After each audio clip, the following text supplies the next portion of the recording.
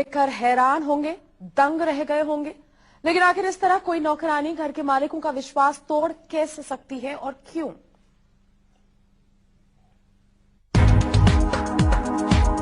सिरफिरी नौकरानी का ये घिनौना खेल भोपाल के इस घर में कब से चल रहा था, ये कोई नहीं जानता।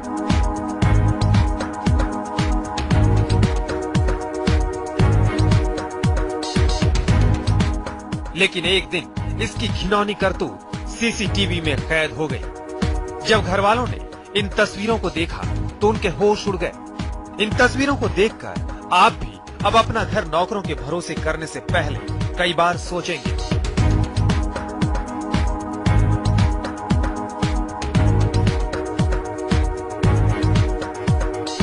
घर के मालिक मुकेश सूरी इंजीनियर कंसल्टेंसी का काम करते हैं। वो आए दिन काम के सिलसिले में घर के बाहर रहते हैं। घर के किचन में खाने पीने के सामान की चोरी की शिकायतों के बाद उन्होंने सारे घर में सीसीटीवी कैमरे लगाए। मैंने अपनी आंखों से उसको चोरी करते हुए देखा।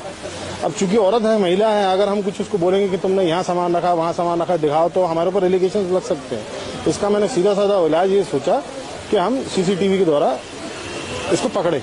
तो मैंने 2 कैमरे किचन में, एक पोर्च में और एक मैंने डाइनिंग हॉल में लगवाया।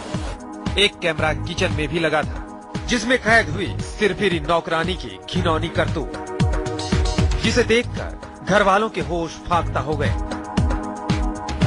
चोरी के अलावा जो तांत्रिक क्रिया उसने करी है उसको आप सामने सामने देख सकते हैं। उसने ये किया है कि जैसे यूरिन जो है वो किचन में ही खड़े होकर किया खाना बनाते समय, ठीक है जी, जो फुटेज में आपको बिल्कुल क्लियर दिखेगा।